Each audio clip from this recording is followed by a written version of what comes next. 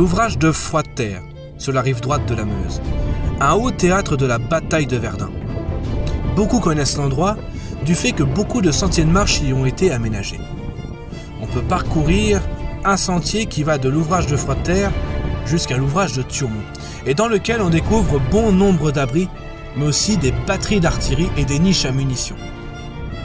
Beaucoup le connaissent, mais peu en réalité connaissent sa réelle histoire, parce que l'ouvrage de Froidterre n'est pas seulement un ouvrage comme les autres, mais c'est un véritable rempart. Un rempart qui a déjoué les Allemands dans une attaque du 23 juin 1916. Et ce jour-là, si Verdun n'est pas tombé aux mains des Allemands, eh bien c'est bien grâce à Froidterre. Mais quelle est donc son histoire ? C'est ce que je vous invite à découvrir dans ce documentaire. Bon visionnage.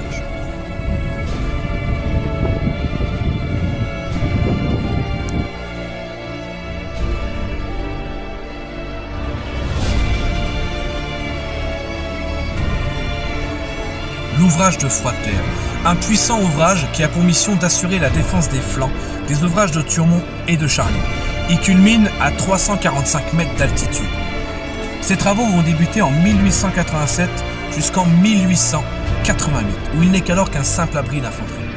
Mais il sera totalement remanié début 1900, pour ne pas dire totalement reconstruit. On lui ajoutera une tourelle d'artillerie avec 2 canons de 75 mm.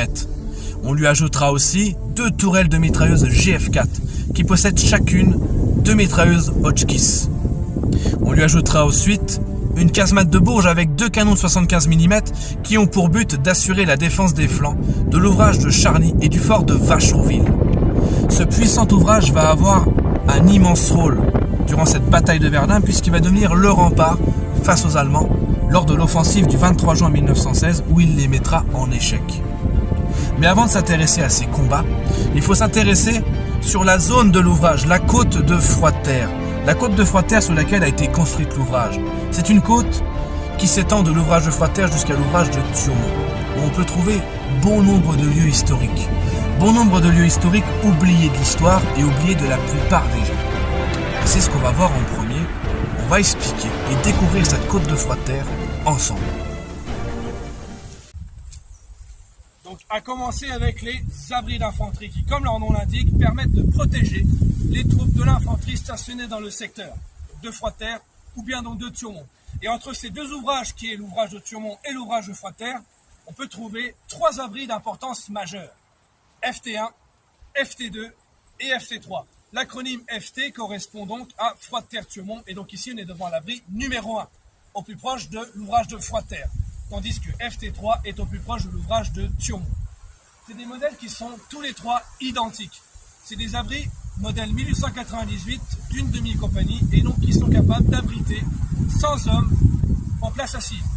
Celui-ci va être construit en 1906 et culmine à 336 mètres d'altitude. En 1915, pour lui comme pour ses homologues, on a pour but de préparer des charges explosives pour leur éventuelle destruction en cas d'une approche allemande trop importante. Mais la bataille de Verdun va leur donner une autre utilité. Parce qu'en réalité, ces abris sont bétonnés et résistent quand même assez bien aux obus.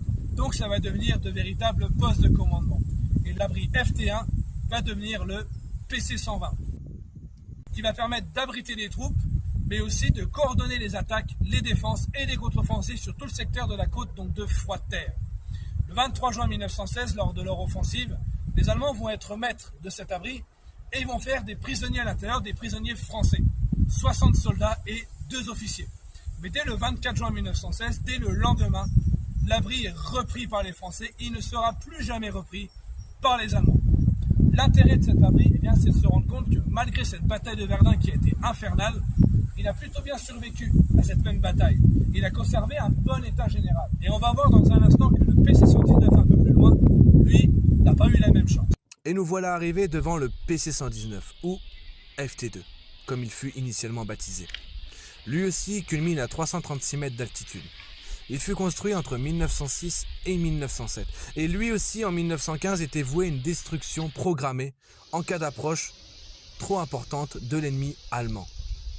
Mais la bataille de Verdun de 1916 lui fera connaître le même rôle que le PC-120. Il deviendra le PC-119. Ce PC-119-là, lors de cette offensive du 23 juin 1916, sera donc pris par les Allemands. On peut voir qu'il a été largement détruit par l'artillerie aussi bien allemande lors de leur attaque, mais aussi de l'artillerie française pour sa reprise. Puisqu'en réalité, il sera repris seulement le 15 juillet 1916.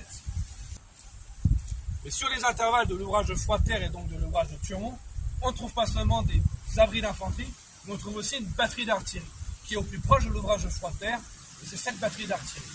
La batterie d'artillerie 1.3, qui à l'origine possède 4 canons de 95 mm. Elle sera construite entre 1888 et 1894. Elle culmine à 333 mètres d'altitude. Il faut s'imaginer une chose, c'est que pendant la bataille de Verdun, et même bien avant la Première Guerre mondiale, finalement, il n'y a pas toute la forêt qu'il y a autour. Donc celle qu'il y a derrière non plus. Et donc en réalité, avoir des canons à une telle altitude, c'était très stratégique. Ça permettait de voir assez loin l'horizon. Toutefois, en 1915, la batterie est désarmée, avec l'application du décret du 5 août 1915, qui déplace des hommes, des armes et du matériel, donc les canons et les obus de cette batterie, vers les champs de bataille de l'Artois et les champs de bataille aussi de la Champagne. En 1913, on avait installé des abris qui permettaient de protéger les servants de la batterie. Et bien en 1916, ils vont servir d'abri pour les troupes du secteur. Les troupes de l'infanterie stationnées aux environs de Froidterre et de Turmont, sur toute la côte de Froidterre, y trouveront refuge. Et notamment lors de cette attaque du 23 juin 1916. Les soldats français vont s'y abriter. Mais la batterie sera prise par les Allemands et ensuite après ils vont descendre sur l'ouvrage de Froidterre. Mais elle aussi, comme le PC-120, elle sera reprise dès le lendemain. On peut voir aujourd'hui que les plateformes de tir ont totalement disparu. Elles sont suggérées mais on ne peut plus les voir. Lors de la bataille de Verdun, l'arme principale, c'est l'artillerie, c'est les obus. Les obus affligent beaucoup de dégâts. Et donc c'est pourquoi les soldats cherchent coûte que coûte à se protéger. Mais quand les abris d'infanterie sont totalement saturés, on se rattrape sur tout et n'importe quoi. Les abris d'artillerie, comme on peut voir ici, pour les servants de la batterie 1.3 de Froidterre, est elle aussi bétonnée. Et c'est ce qui explique aussi pourquoi les soldats y ont trouvé donc refuge. En réalité, la capacité des abris d'infanterie de 100 hommes, pour les modèles demi-compagnie, ont très vite à être saturés. Donc on se réfugie dans n'importe quel abri qu'on peut trouver sur le champ de bataille. Et donc là, on peut voir les niches à munitions de cette batterie 1.3 de la côte de Froidterre qui permettaient de stocker des obus. C'est des espaces de stockage qui font 1 mètre sur 1 et ça permettait d'avoir des obus au plus proche des canons, que les servants puissent se servir en obus, charger les canons et donc permettre le tir. Donc on peut voir que les niches à munitions de la batterie 1.3 de Froidterre, comme on peut voir ici, sont encore visibles aujourd'hui. Elles ont globalement résisté à la bataille. Toutefois, la végétation les a complètement envahies. La terre est venue les boucher au fur et à mesure du temps. Et maintenant, on ne voit plus que quelques petites ouvertures alors qu'on parle d'espace de stockage d'1 mètre sur 1. On peut en voir bien d'autres sur le champ de bataille de Verdun, puisque elles aussi, au même titre que les abris d'infanterie, ce sont des modèles standards. Et à proximité de tous les forts et à proximité de tous les ouvrages et de toutes les batteries d'artillerie, on peut en trouver et on peut les voir encore aujourd'hui. Toutes ces batteries d'artillerie, il faudrait les approvisionner en munitions. Et leurs munitions, donc des obus, mais déjà d'une part c'est très encombrant, c'est très lourd. Et en plus de ça, il faut aussi trouver le moyen de stocker les munitions, mais aussi donc de les protéger de l'artillerie ennemie. Parce que si toutes ces munitions-là seraient directement mises dans les batteries, un tir ennemi pourrait détruire les munitions et détruire également toute la batterie. Et donc c'est pourquoi on va créer beaucoup de dépôts de munitions. Et donc pour approvisionner cette batterie 1.3 de Froidterre, qu'on a vu à l'instant, on va créer vers 1891 cet abri, qu'on appelle le dépôt D de Froidterre. C'est un abri à munitions qui est capable de stocker entre 1 à 2 jours de munitions grâce à sa chambre de stockage qui fait 4 mètres de large sur 10 mètres de long. En 1914, elle va être reliée à une voie ferrée de 60, donc 60 cm, pour acheminer les munitions directement à la batterie 1.3 beaucoup plus facilement.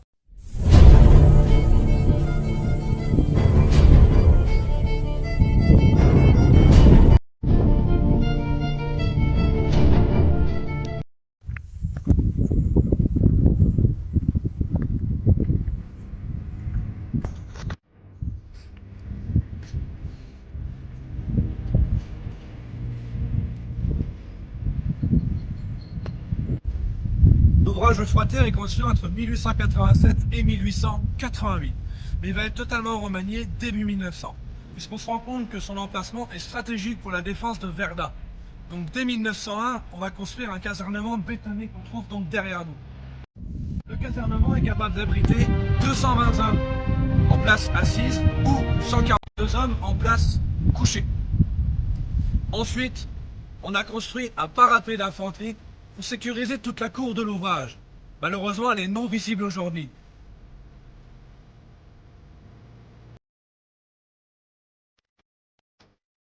Il y avait également 2 pièces de rempart qui étaient mises vers l'avant et 2 pièces de rempart qui étaient mises donc vers l'arrière, sur des plateformes de tir. Mais elles ont totalement disparu suite à la bataille de Verdun. L'ouvrage de Froidterre est appelé à défaut un fort, mais ce n'est pas du tout la même chose. Un fort, lui, possède un fossé qui est relié avec des galeries souterraines pour aller à l'intérieur du fort. Ça veut dire qu'un fort peut se mettre en état de défense, donc se rendre totalement hermétique à l'extérieur, et tous les postes de commandement et les postes d'importance du fort peuvent être reliés par des galeries souterraines. Toutefois, les ouvrages, ce n'est pas du tout la même chose. On a donc le casernement qui est juste ici, et on a différents organes de défense, comme les tourelles par exemple, ou la tourelle d'artillerie. Pour les rejoindre, il faut que les soldats puissent sortir de la caserne, passer par la cour de l'ouvrage, et ensuite après rentrer dans les différents postes de l'ouvrage. Voilà la différence entre un ouvrage et un fort.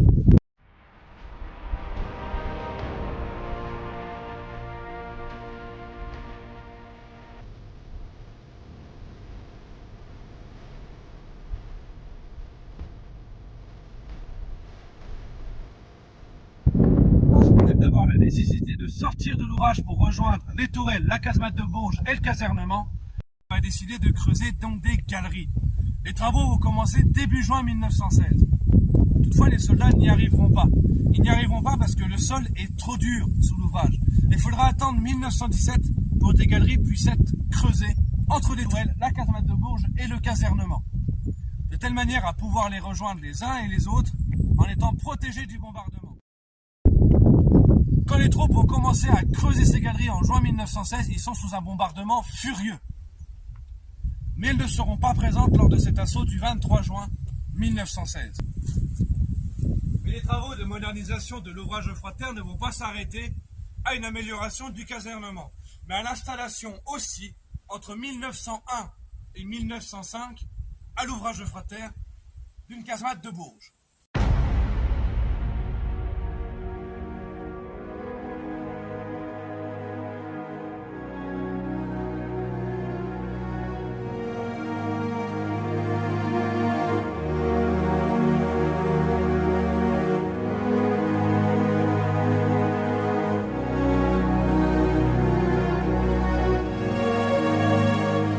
Les casemates de Bourges ont été inventées en 1885 par le commandant du génie, Laurent. Elles sont ensuite testées et adoptées à la ville de Bourges en 1899, d'où leur nom. Les casemates de Bourges sont capables de renfermer 2 canons de 75 mm, dont les canons vont ressortir par ces ouvertures. Chacune des salles dans lesquelles se trouve un canon, il y a une armoire de 96 obus et un tube de canon de rechange. Et il y a ensuite un étage inférieur dans lequel on peut trouver des munitions jusqu'à 800 obus. Les casemates de Bourges ont donc le rôle de protéger des canons de 75 mm modèle 1897, lesquels doivent assurer une défense des flancs de l'ouvrage de Charny et du fort de Vachereauville. Ces canons sont capables de projeter un obus de 6 à 8 kg à une distance de 5,5 km en portée pratique. Donc imaginez-vous, une telle casemate de Bourges positionnée à l'ouvrage de Froidterre qui culmine à 345 mètres d'altitude et où la forêt était inexistante à ce moment-là. Imaginez-vous le point de vue qu'on pouvait offrir aux canons de la casemate de Bourges. Toutefois, le 5 août 1915 est passé le décret de désarmement des forts. Donc les casemates de Bourges de l'ouvrage de Froidterre vont perdre leurs canons. Mais ils vont être réintroduits dans la casemate de Bourges entre le 21 et le 24 mars 1916. Les casemates de Bourges, comme celles qu'on peut voir à l'ouvrage de Froidterre, sont toutes des modèles standards. Elles ont toutes des murs de 2,5 mètres de haut. Et sur le toit, on trouve une dalle de béton qui permet de protéger les canons qui fait 1,75 mètres d'épaisseur en béton armé. Les casemates de Bourges sont des organes de défense qui permettent de défendre des flancs d'un ouvrage ou d'un fort à proximité. Donc quand elles sont installées dans un ouvrage ou quand elles sont installées dans un fort, elles n'ont pas réellement le but de défendre le fort en lui-même, mais de défendre le fort ou l'ouvrage voisin. donc de permettre une protection plutôt collective. Ici, à l'ouvrage de Froidterre, la casemate de Bourges permettait d'assurer la défense des flancs de l'ouvrage de Charny et du fort de Vachereauville, donc dans cette direction. Les casemates de Bourges sont présentes dans la plupart des forts ou ouvrages d'importance. Au fort de Douaumont, par exemple, vous pouvez encore en voir une. Et au fort de Vaux, vous pouvez en voir deux. Les casemates de Bourges auront un véritable succès. Ce sont des moyens de défense qui sont populaires dans l'armée française, à tel point que c'est pas moins de 47 fortifications qui bénéficieront d'une casemate de Bourges jusqu'en 1914. Les deux premières étant installées au fort d'Audinville. Toutefois, lors de cette offensive du 23 juin 1916, ils vont rester muets.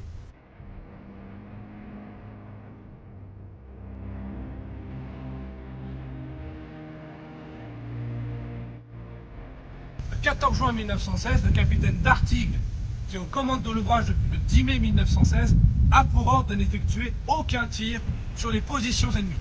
Mais il doit garder ses munitions et il doit garder donc ses tourelles fermées et elles devront s'ouvrir seulement en cas de défense rapprochée de l'ouvrage, puisqu'on prend conscience de son intérêt décisif pour la défense de la ville de Verdun. Cet ordre qui fut donné au capitaine d'Artigues de conserver les tourelles de mitrailleuses et la tourelle d'artillerie de 75 mm pour la défense seule de l'ouvrage de Froidterre fut en réalité un excellent atout pour cette résistance du 23 juin 1916, car en effet, elles étaient refermées et leur calotte d'acier les a protégées du bombardement.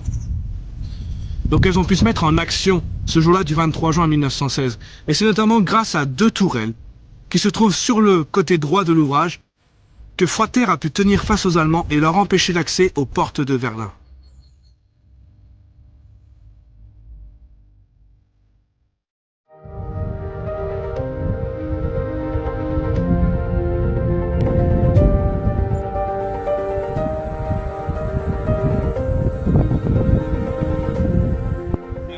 Ces fameuses tourelles qu'on peut trouver sur le toit de l'ouvrage de Froidterre. Eh bien, on va commencer par les premières qui ont été installées, les tourelles pour mitrailleuses.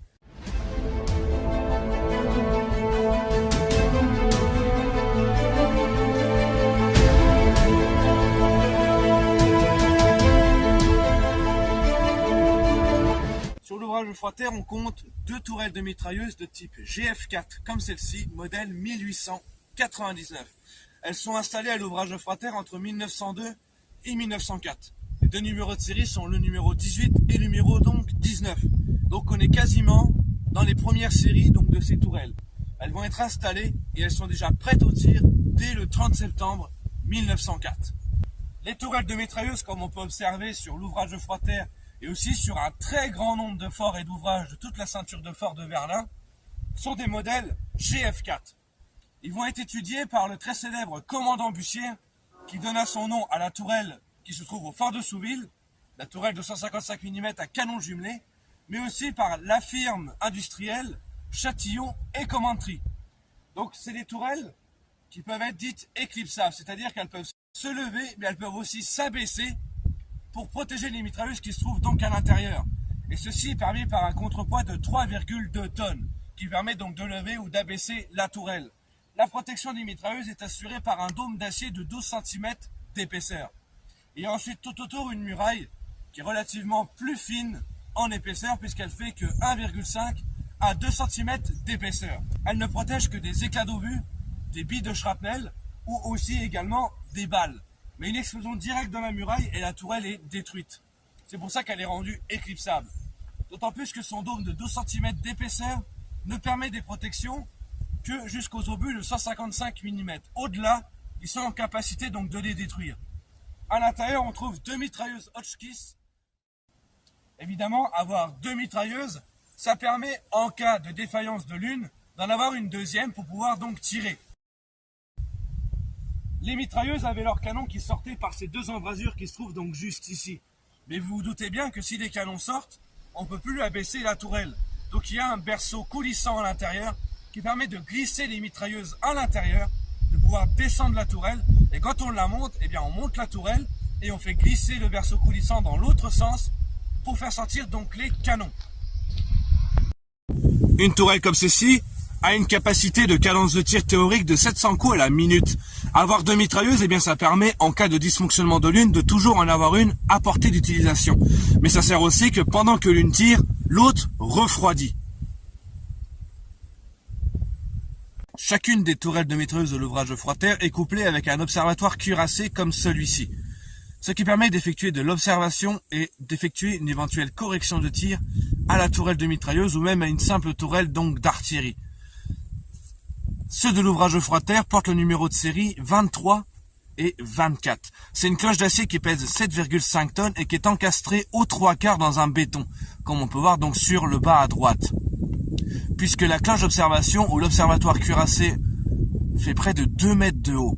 Elle permet d'effectuer une observation sur un angle de 240 degrés maximum. Son béton qui l'entoure est épais de 1,5 m.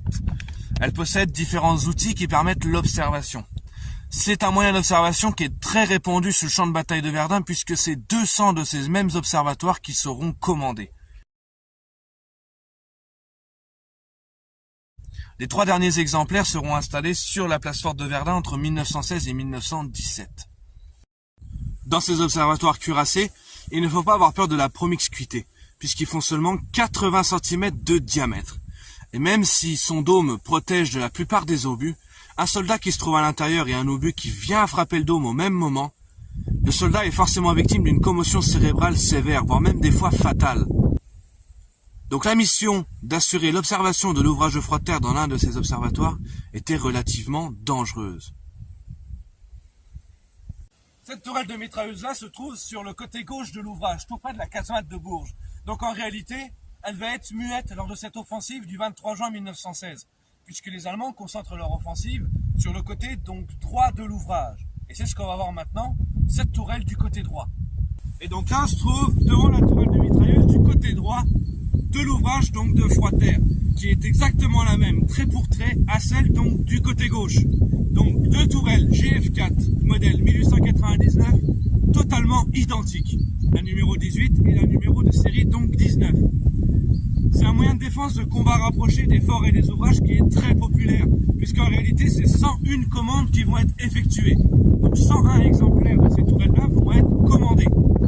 89 vont être produits, mais seulement 87 vont être installés jusqu'en 1914.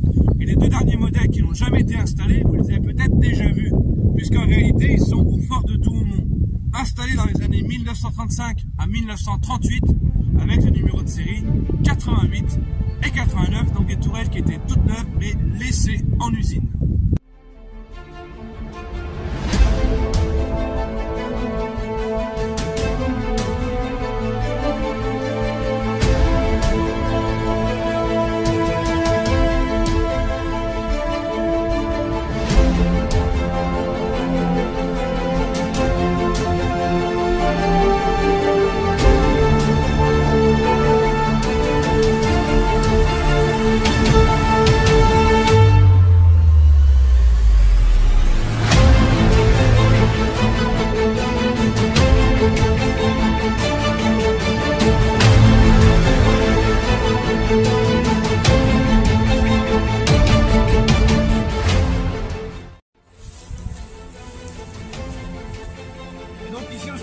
Dernier cuirassement qui va être installé à l'ouvrage de froid-terre. Il s'agit donc d'une tourelle galopin qui possède 2 canons jumelés de 75 mm. C'est une tourelle qui est elle aussi dite éclipsable, sauf que cette fois-ci, c'est un système de crémaillère qui est mis sur un bras de levier et un contrepoids de 6 tonnes qui permet donc de la lever et donc de la baisser.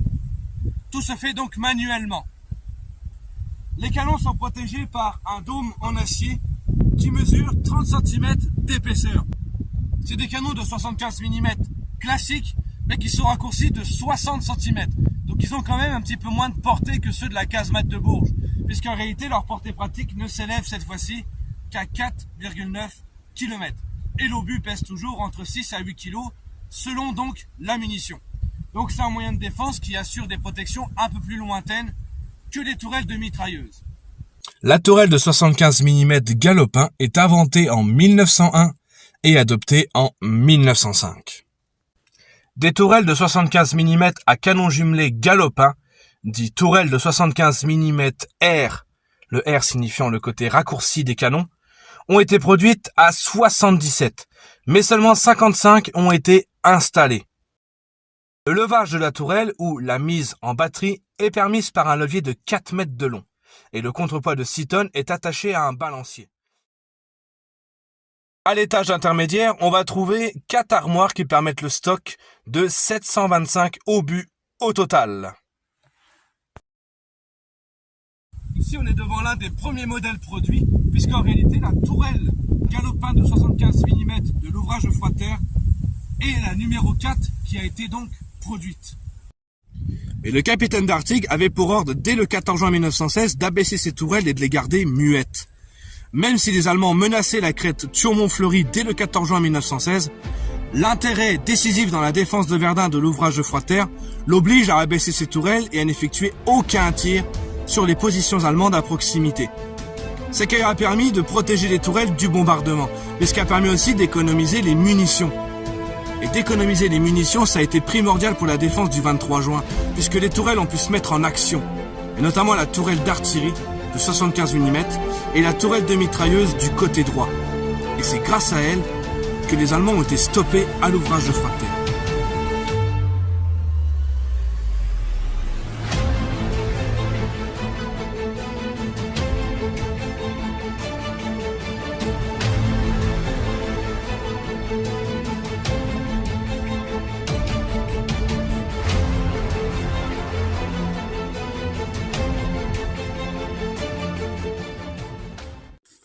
Dès le début de la bataille de Verdun, l'ouvrage de Froidterre est sous un bombardement quotidien, puisqu'il est placé seulement à 3,5 km du front. Dès avril 1916, l'ouvrage est en très mauvais état, de même pour les grilles et barbelés. Des obus de 210 mm dégradent le corps de garde et les magasins d'artillerie non bétonnés qui se trouvent de chaque côté de la batterie de 75 mm. Pour diminuer les dangers aux troupes, qui vont devoir circuler dans la cour et les boyaux, on étudie des galeries. Le 31 mai, le projet est mis en place mais ne sera jamais continué. Dès avril 1916, la situation de l'ouvrage de Froidterre est critique. Déjà, il est totalement surpeuplé. Comme il offre une bonne protection aux obus, les troupes du secteur viennent donc trouver refuge. Il est tellement surpeuplé que les blessés et les morts cohabitent avec les soldats directement dans la caserne. Il y a une chambrée qui en est donc saturée. D'autant plus que l'état-major du secteur a établi son PC dans 4 chambrées de l'ouvrage de Froidterre. Donc il est totalement surpeuplé. Devant ce gros problème de surpeuplement de l'ouvrage de Froidterre, on va décider d'évacuer une partie du personnel non indispensable à la défense de l'ouvrage. L'ordre sera donné le 29 avril, mais sera réellement effectif au 10 mai 1916. Durant cette même période également, d'avril 1916 au 5, c'est à ce moment-là qu'on ordonne au commandant de l'ouvrage d'abaisser toutes les tourelles de mitrailleuses et d'artillerie pour les protéger du bombardement et d'assurer une défense seule de l'ouvrage de Froidterre. Mais cet ordre du 5 avril 1916 sera donc intensifié au 14 juin 1916, puis donné au capitaine d'Artigue. Il n'est plus seulement question d'abaisser les tourelles pour les protéger du bombardement, économiser les munitions et assurer la défense seule de l'ouvrage de Froidterre, mais il est aussi question de garder l'ouvrage coûte que coûte, car on se rend compte qu'il est littéralement décisif pour la défense de Verdun. Si Froidterre tombe, Verdun peut tomber. Mais toutefois, on va prendre des décisions pour améliorer les défenses de l'ouvrage de Froidterre. Il est décisif comme on a pu dire. Donc il va falloir mettre tous les moyens en œuvre, même de l'extérieur, pour pouvoir donc défendre l'ouvrage. Les défenses sont organisées et permises par un peloton d'infanterie, un détachement du génie et un détachement d'artillerie pour l'utilisation donc des tourelles. Dans la nuit du 19 au 20 avril 1916, une compagnie de 3 sections de mitrailleuses viennent en renfort.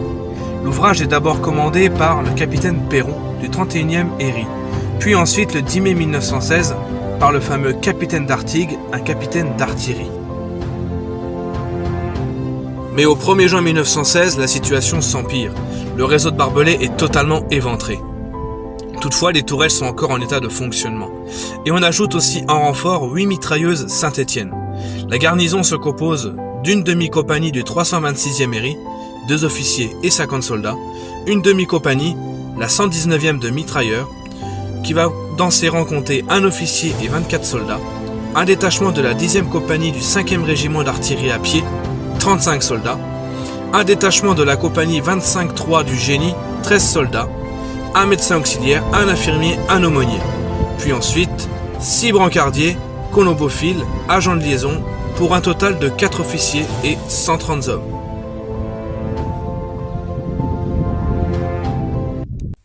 Et donc là, on arrive dans la période de fin juin 1916 qui va être marquée par les combats du 23 juin 1916. Mais avant leur assaut du 23 juin, les Allemands se conscients d'une chose, c'est qu'il faut intensifier le bombardement sur l'ouvrage de Froide-Terre. Ça fait déjà depuis pas mal de temps qu'ils le bombardent, mais là, il faut l'intensifier. Et donc, du 21 juin au 22 juin 1916, ils vont tirer 500 obus sur l'ouvrage de Froide-Terre. 100 de ces obus sont des obus de gros calibre. Et ça va jusqu'à des obus de 305 à 380 mm. 30 obus vont tomber directement sur la caserne. Et donc le 21 juin 1916, ça va créer une brèche sur le toit. Ça va faire un effondrement. Cet effondrement-là va se produire à peu près au milieu des chambrées et ça va causer la mort de 5 soldats et ça va provoquer 4 soldats blessés. Donc déjà, dès le 21 juin 1916, la résistance de l'ouvrage de Froide-Terre est quelque peu sensibilisée par cette brèche au niveau donc de la caserne. La situation est critique parce que cette brèche pourrait tout aussi bien renverser la situation. Les tourelles ont largement été touchées, notamment les tourelles de mitrailleuses et la casemate de Bourges. Mais elles sont quand même encore prêtes d'utilisation. Le 22 juin 1916, vers les 19h, il va y avoir un bombardement avec des obus à gaz lacrymogène. Donc il y a déjà des soldats qui commencent à suffoquer à l'intérieur de l'ouvrage de Froide-Terre. Devant cette situation, le capitaine d'Artigues va tenter une communication avec le fort Saint-Michel, non loin d'ici. Mais en réalité, aucune communication ne passe puisque tous les fils sont coupés par le bombardement. Le barrage d'artillerie empêche d'envoyer tous les coureurs, donc il ne reste plus qu'à disposition des pigeons. Et là, les troupes françaises qui sont à l'intérieur de l'ouvrage de Froide-Terre se préparent à l'heure fatidique, au jour fatidique du 23 juin 1916, où ils vont devoir faire face aux Allemands. Et donc là, nous sommes au jour fatidique, le 23 juin 1916. Au matin, vers les 8h, le bombardement allemand cesse brutalement. Mais rien d'anormal est repéré. Mais par contre, quand on observe vers le secteur de Thionmont dans cette direction, on observe quelques Allemands, à peu près une soixantaine d'Allemands qui sont aux environs de l'ouvrage de Thionmont. Il n'y a aucun défenseur français pour les enrayer. Donc on sait une chose, c'est qu'ils vont descendre sur l'ouvrage de Froide-Terre. Et quand on observe, les 60 soldats sont ensuite suivis par tout le bataillon. Ces soldats allemands appartiennent au 10e bavarois, au 10e régiment d'infanterie bavarois. Et là maintenant, ils s'apprêtent à descendre sur l'ouvrage de Froide-Terre. Donc vers les 9h, le capitaine d'Artigues commence à organiser les défenses de l'ouvrage. Déjà, il met une mitrailleuse à chacune des entrées de la caserne de l'ouvrage. Ensuite, il en ajoute une 4e à l'entrée de la tourelle de 75 mm pour empêcher tout accès à la cour.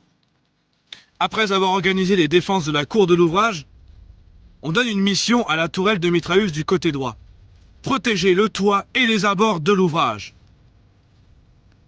Et si la tourelle de mitrailleuse ne suffit pas, eh bien on va utiliser la tourelle d'artillerie galopin de 75 mm. La tourelle de mitrailleuse du côté gauche, dans cette première partie, ne servira pas puisque de toute manière, les soldats allemands concentrent leur offensive sur le côté droit de l'ouvrage. Mais elle reste en réserve, donc on la met en éclipse, on la referme. On envoie aussi un pigeon. On envoie un pigeon pour informer de la situation et on se prépare du côté français à l'attaque. À 9h45, les Allemands sont arrivés aux environs de l'ouvrage. Mais le capitaine d'Artigues n'a pas d'autre choix de laisser s'approcher les soldats allemands qui soient à portée de tir pour que les tirs soient plus précis et plus efficaces, et notamment ceux des tourelles de mitrailleuses. Et ce jour-là, le 23 juin 1916, les premiers tirs de l'ouvrage de Froide-Terre vont s'effectuer grâce à la tourelle du côté droit. Les soldats allemands, à 10h, ils ont encerclé totalement l'ouvrage de Froide-Terre, et notamment les hommes du lieutenant Ludovic Karl, de la 12e compagnie du 10e régiment d'infanterie bavarois. Mais ce jour-là, le 23 juin 1916, la tourelle du côté droit se lève. Elle se lève, mais les débris qui ont été occasionnés par les bombardements les jours précédents ont largement endommagé le béton sur lequel je me trouve aujourd'hui. Et beaucoup de débris se retrouvent entre la tourelle et ses voussoirs. Donc c'est cette partie qui est juste ici et qui enveloppe donc la tourelle. Et le gros problème qui va se produire, c'est que la tourelle certes peut se lever, mais elle ne peut plus tourner. Donc elle va effectuer ces tirs qui vont commencer à faire de lourdes pertes. Et le problème, c'est que très vite, les soldats allemands, ils arrivent sur le toit de l'ouvrage de Froide-Terre. Et donc quand ils arrivent sur le toit de l'ouvrage de Froidterre, sur lequel je me trouve en ce moment, il y a toujours cette brèche, cette fameuse brèche qui a été occasionnée par les bombardements le 21 juin 1916. Et quand les Allemands ils arrivent ici, eh bien, qu'est-ce qu'ils vont faire? Ils vont prendre des grenades et ils vont les jeter dans la brèche pour créer un mouvement de panique. Ou aussi tout simplement pour faire de lourdes pertes dans les rangs des soldats français. Mais là, ces grenades, quand elles vont exploser au cœur du casernement, elles vont mettre le feu à des fusées de signalisation. Il y a de la fumée noire très dense qui commence à se développer à l'intérieur du casernement. Pour les Français, c'est un véritable coupe-gorge. L'atmosphère est irrespirable. Mais du côté allemand, on voit de gigantesques flammes. Et donc, on s'imagine une chose, que les Français sont en train de détruire l'ouvrage de Froidterre, donc on décide donc de reculer. Et cette accalmie, ça va permettre à un homme d'aller vers la tourelle d'artillerie et de libérer l'ouvrage de Froidterre. Devant cette situation critique, avec ce brasier qui est en train de se produire dans le casernement de l'ouvrage de Froidterre, il faut qu'on libère l'ouvrage. Et le seul moyen de le libérer, c'est de faire appel à la tourelle d'artillerie de 75 mm. Mais le gros problème, c'est que la solution parfaite aurait été d'avoir des galeries pour la rejoindre. Mais on est en 1916, on n'a pas ces galeries à disposition. Et donc il faudrait qu'un homme puisse courir du casernement pour aller donc vers la tourelle d'artillerie pour lui ordonner d'effectuer un feu. Et ça va être le travail d'Albert Netton. Albert Netton est à l'intérieur de l'ouvrage et ce brasier, il se rend compte que c'est un véritable coup de gorge. Et lui aussi a conscience que c'est la tourelle de 75 mm qui permettrait de libérer l'ouvrage. À peine on a eu le temps de réfléchir à un plan que celui-ci se met à sortir de la caserne et à courir vers la tourelle d'artillerie. Imaginez-vous donc que cet homme va courir au milieu des mitrailleuses françaises, courir au milieu des tirs allemands et avec les grenades qui tombent donc dans tous les sens. Mais pourtant, il va arriver au but. Il va arriver dans cette tourelle de 75 mm et il va donc permettre d'effectuer un tir. Et donc cet acte héroïque d'Albert Netton qui a couru depuis le casernement pour rejoindre les locaux de la tourelle de 75 mm permit la mise en batterie donc de celle-ci. Elle s'est levée. Elle s'est ensuite tournée vers les Allemands et elle a concentré ses tirs sur eux. Et c'est elle qui va dégager l'ouvrage de Froidterre, puisque sur les Allemands, elle va tirer 116 boîtes à mitraille. Les boîtes à mitraille sont des dispositifs de défense rapprochés des forts et des ouvrages. Ce ne sont pas des obus conventionnels, ce sont des capsules de laiton qui renferment 241 billes de plomb durcies à l'antimoine. C'est des véritables faucheuses pour les Allemands. Imaginez-vous 116 boîtes à mitraille qui contiennent chacune 241 billes. Et donc ces soldats allemands vont reculer depuis les extérieurs de l'ouvrage de Froidterre. Donc ils vont reculer du toit de l'ouvrage de Froidterre et se terrer dans les trous d'obus et dans les boyaux à proximité. Donc vers les 11 h, la tourelle de 75 mm a dégagé l'ouvrage de Froidterre. Les soldats allemands maintenant sont concentrés sur l'extérieur du côté droit. Donc vers les midi, le soldat gilet parvient à débloquer la tourelle de mitrailleuse du côté droit. Elle va se lever, elle va effectuer quelques tirs pour venir à bout des soldats allemands qui sont donc de l'autre côté du toit de l'ouvrage de Froidterre. Mais elle va très vite arrêter ses tirs puisque le 297e régiment d'infanterie et le 114e bataillon de chasseurs à pied français viennent en renfort. Et c'est eux qui vont finir de libérer l'ouvrage de Froidterre. Et donc ces soldats français venus en renfort vont être ceux qui vont repousser des soldats de la 10e et de la 12e compagnie du 10e régiment d'infanterie bavarois jusqu'à 700 mètres de l'ouvrage de Froidterre. Donc le 23 juin 1916, vers les midi, l'ouvrage de Froidterre est donc sauvé. Les Allemands ne prendront pas Verdun, car c'était leur but. Si l'ouvrage de Froidterre tombait, le but ensuite était de descendre vers le fort Saint-Michel et ensuite de descendre sur Verdun. Certes, l'ouvrage de Froidterre a tenu. Il a pu faire en sorte que Verdun ne tombe pas aux mains des Allemands. Mais ça ne veut pas pour autant dire que les soldats allemands ne vont pas encore continuer leur bombardement sur l'ouvrage de Froidterre. Au 24 juin 1916, ils ne sont pas repoussés très loin, puisqu'ils sont au PC-119. Ils sont à ces environs-là, et c'est seulement au 15 juillet qu'on va reprendre le PC-119. Donc le 24 juin 1916, il y a un harcèlement d'artillerie sur l'ouvrage de Froidterre. Et là, je vais vous reparler du commandant de l'ouvrage, le capitaine d'Artigues. Il va connaître la résistance de l'ouvrage de Froidterre, donc c'est lui qui va aussi diriger les hommes ce moment-là. Et le 24 juin 1916, il est dans cette coupole d'observation, donc dans cet observatoire cuirassé, du côté droit. Il va prendre un obus directement sur la calotte. L'explosion va tellement être violente que celui-ci aura les tympans arrachés. Il va ensuite être inapte au service. On va faire venir le capitaine Motte du 131e régiment d'infanterie pour le remplacer. Mais le quotidien de vie à l'intérieur de l'ouvrage de Froidterre est toujours aussi horrible. Il est aussi surpeuplé et l'atmosphère est très lourde. Donc en réalité, cet homme-là va très mal vivre l'occupation de l'ouvrage de Froidterre. Il va très mal vivre son commandement. À tel point que le capitaine Motte, qui maintenant dirige l'ouvrage de Froidterre à la place du capitaine d'Artigues, va être très affecté par le quotidien de vie absolument horrible à l'intérieur de l'ouvrage de Froidterre. Et donc ça va beaucoup le toucher. Ça va beaucoup aussi le toucher physiquement et mentalement. Il va en tomber malade. Et il va se laisser mourir en 1917.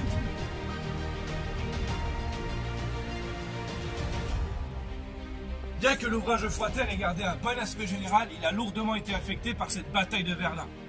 Il est encore très proche de la ligne de front en réalité au mois de juin 1916. Déjà, en septembre 1916, il est largement bombardé puisqu'il y a des lourdes offensives du côté du bois de Vaux-Chapitre, de la Vaux-Régnier. Et donc, il faut seulement attendre l'offensive du 24 octobre 1916 en vue de reprendre les forts de Vaux et de Douaumont pour reculer la ligne de front de plusieurs kilomètres. Mais toutefois, l'ouvrage est encore visé. Et donc, il faut attendre l'offensive de décembre 1916 pour le sécuriser au maximum. Mais l'ouvrage de Froidterre prendra encore des obus en janvier 1917. 480 obus qui vont tomber sur l'ouvrage de Froidterre. Donc il va être bombardé du 24 juin 1916 jusqu'au mois de janvier 1917, où il prendra au total entre 40 000 à 50 000 obus. En novembre 1917, on commence les travaux de réaffection de l'ouvrage. Donc déjà, on restaure les tourelles. On restaure les tourelles, on commence à reconstruire la casemate de Bourges et on creuse surtout des galeries. Là, on creuse réellement les galeries parce qu'on peut réellement le faire avec des équipes du génie. Et donc, à l'ouvrage de Froidterre, il y a un total de à peu près 480 mètres de galeries sous l'ouvrage qui sont donc toujours là. Et leur particularité, c'est qu'entre 1931 et 1933, elles seront donc totalement bétonnées. À l'intérieur de l'ouvrage de Froidterre, on peut donc comprendre que le quotidien de vie devait être atroce à l'intérieur. L'ouvrage est surpeuplé et en plus de ça, le bombardement oblige les soldats à s'y mettre à l'intérieur. Mais imaginez-vous l'atmosphère assourdissante. On est obligé de calfeutrer toutes les entrées et toutes les sorties pour empêcher les éclats de rentrer à l'intérieur. Et donc on peut largement comprendre pourquoi le capitaine Motte a très mal vécu son mandat de commandement à l'ouvrage de Froidterre. Les défenseurs de l'ouvrage de Froidterre ont accompli un acte héroïque. C'est grâce à eux, grâce à leur résistance que l'ouvrage a pu tenir et que Verdun a pu tenir. Du moins pour cette première offensive, puisque le 12 juillet 1916, une seconde offensive va avoir lieu au niveau du fort de Souville, où d'autres héros vont s'illustrer et qui vont empêcher à nouveau les Allemands de prendre Verdun. Et c'était justement le but de ce documentaire. Pas seulement vous présenter un ouvrage qui possède des tourelles, une caserne et des canons et des mitrailleuses. Et vous présenter un ouvrage dans lequel s'est illustré des hommes, de véritables héros comme tous ceux qui ont participé à la Grande Guerre. Ces soldats qui étaient là ont résisté jusqu'au bout. Beaucoup, comme j'ai pu dire dans le documentaire, connaissent déjà l'ouvrage puisqu'il est relativement visité. Beaucoup de personnes peuvent passer autour puisqu'il est relativement ouvert et connu. Mais toutefois, leur histoire, l'histoire des hommes et l'histoire de l'ouvrage est méconnue du plus grand nombre. Et le but était de vous faire découvrir ces hommes qui ont combattu jusqu'au bout. Aussi de vous faire découvrir surtout Albert Netton, qui de sa propre initiative, de son propre chef, avait couru au milieu des balles et des grenades pour aller à la tourelle d'artillerie de 75 mm. Certes, beaucoup d'autres soldats auraient pu avoir la même intuition, mais lui n'a pas réfléchi. Lui, il a couru. Et c'est lui qui a pu permettre une réaction rapide. Si l'ouvrage de Froidterre a pu résister, c'est déjà en partie grâce à tous les hommes qui étaient là, mais surtout aussi grâce à Albert Netton, un homme extrêmement courageux qui ce jour-là a pris tous les risques pour rejoindre la tourelle de 75 mm pour libérer l'ouvrage. Et donc c'était ça le but du documentaire, vous présenter tous ces héros, dont Albert Netton, qui ont été à l'ouvrage de Froidterre durant cette offensive du 23 juin 1916 et qui ont littéralement sauvé la ville de Verdun. Et donc ce documentaire n'avait pas pour ambition d'expliquer toute l'histoire de l'ouvrage de Froidterre ou de ses environs. Déjà d'une part, il aurait été beaucoup trop long. Et deuxièmement, il aurait touché un public beaucoup trop averti. Le but du documentaire était d'expliquer au plus grand nombre l'histoire de l'ouvrage de Froidterre, qui est certes un ouvrage qui est relativement connu sur son emplacement géographique, mais méconnu donc sur sa réelle histoire. Et c'était réellement l'ambition du documentaire. Toutefois, pour ceux qui sont déjà avertis dans le domaine de l'histoire ou pour ceux qui veulent affûter leurs connaissances, après ce documentaire, je publie un livre courant de l'année 2024 qui va parler de l'ouvrage de Froidterre et donc de ses environs, depuis leur construction, depuis leurs origines, jusqu'à aujourd'hui. D'autant plus qu'en contrebas de l'ouvrage de Froidterre, on trouve l'abri caverne des 4 cheminées, qu'on appelle aussi l'abri caverne de Froidterre, qui avait pour but d'abriter les troupes du secteur lors de la bataille de Verdun. Mais lors de cette offensive du 23 juin 1916, il va connaître une histoire parallèle à celle de l'ouvrage de Froidterre, qui est tout aussi intéressante. Mais le documentaire serait beaucoup trop long, et donc c'est pourquoi le livre a aussi ambition de parler des environs de l'ouvrage de Froidterre et donc de cet abri des 4 cheminées. D'autant plus qu'à l'intérieur se passera un événement tragique alors que les Allemands ont été repoussés de Froidterre, donc bien après leur offensive. Et tout ça sera détaillé dans le livre sur l'ouvrage de Froidterre qui présentera lui aussi l'abri des 4 cheminées.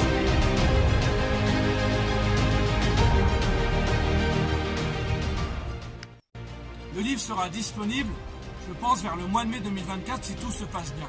Et donc c'est pourquoi je vous invite à nous rejoindre sur la page Facebook 1914-1918, les lieux oubliés, pour suivre l'actualité donc du livre qui présentera absolument tous les détails sur l'ouvrage de Froidterre et ses environs, aussi bien sur leur construction, sur leurs caractéristiques, mais aussi sur leur histoire avant, pendant et après la bataille de Verdun et même après la Première Guerre mondiale de manière générale.